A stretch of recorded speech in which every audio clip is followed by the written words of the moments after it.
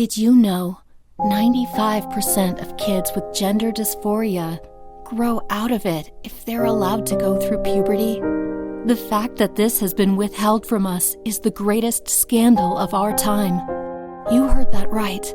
When you don't put a trans child on puberty blockers and then hormones, 95% of the time they become cis and avoid taking hormones, having their genitals surgically altered and a significantly higher suicide rate.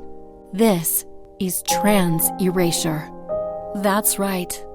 Puberty is erasing thousands of transgender children every single year. By allowing natural hormone changes to occur, their mental state evens out and they become comfortable in their own body. In other words, genocide. And it gets even worse. Not only are 95% of trans people erased by puberty, but that only includes children who knew they were trans. What about all of the people who were never put on puberty blockers simply because they were unaware they wanted them? Now, some say preteens are too young to consent to puberty blockers, but then aren't they too young to consent to puberty? In the same way that they're not old enough to consent to being sober, or how they're too young to consent to not seeing porn, puberty is an act of genocide because it erases trans people from existence. Forcing them, because a Republican lawmaker needed it to get elected, to go through that puberty, that to me is genocide. That's right.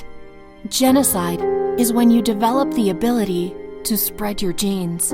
This is well documented, as the Nazis genocided the Jews by injecting them with fertility-boosting drugs, and the Turks genocided the Armenians by encouraging them to have more children.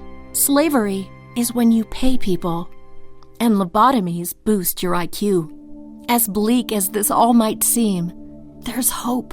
We can save these children from genocide by ensuring they're sterilized as early as possible.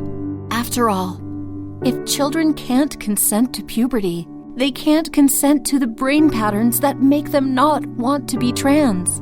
We need to liberate them from all of it. So, support measures that allow every minor who asks for chemicals to be able to have them. If you don't, the trans movement will all but disappear.